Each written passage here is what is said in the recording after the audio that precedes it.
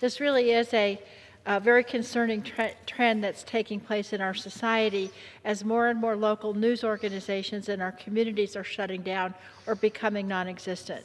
Maintaining a truly free and independent press is vital to our democracy. I guess it's our favorite founder tonight, Thomas Jefferson, also said, "Were it left to me to decide whether we should have a government without newspapers or newspapers without a government, I should not hesitate a moment to prefer the latter." We as a society rely on members of the press to be our watchdogs, to sound the alarms and hold our government leaders accountable when necessary.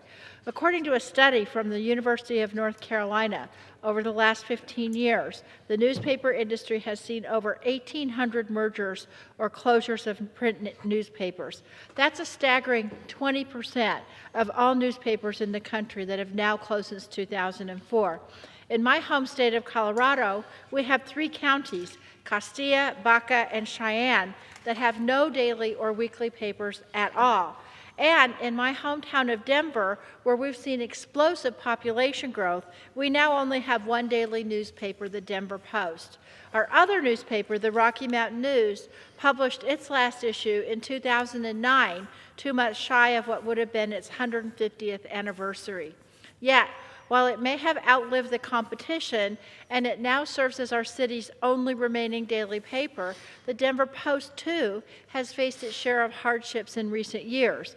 In 2013, the Post had over 250 employees, but today the number's less than 100. On April 8, 2018, in response to another round of devastating layoffs at the paper, the Denver Post's own editorial board published an op-ed entitled, quote, "As vultures circle, the Denver Post must be saved," end quote. In that op-ed, the editorial board wrote, "The smart money is that in a few years the Denver Post will be rotting bones, and a major city in an important political region will find itself without a newspaper." These are not my words. These are the Denver Post's own employees' words. The massive decline in the number of reporters covering our local communities, it's not happening just in Denver. It's happening all over the country. And it's threatening to have real tangible impacts on our communities.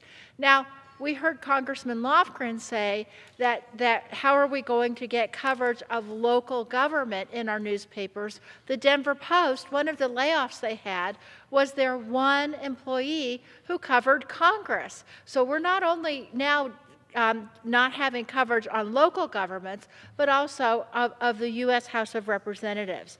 Nationwide, the number of full-time reporters covering our state legislatures is down 35% from 2003. And while the reporters who remain continue as an invaluable service to our communities, frankly, they can't do it all. And as a result, certain stories absolutely go unreported.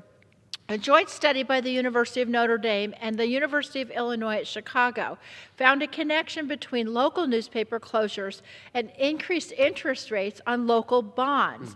In fact, the study found that the closure of a local newspaper results in local taxpayers paying an extra $650,000 in interest per loan.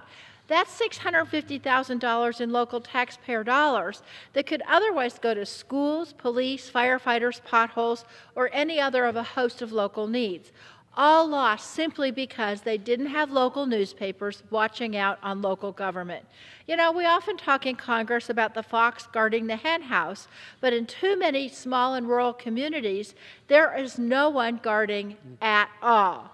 At the end of the day, for the sake of our democracy, we need local newspapers. We need local reporters. We need our watchdogs doing what they do best.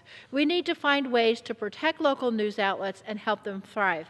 Again, I want to thank Mr. DeSaulnier for highlighting this pressing issue affecting our communities and for having us here to discuss this tonight. And I'm very pleased to yield back. Thank you. Thank you, Congressman DeGette. Thank you so much. I want to thank all of my colleagues who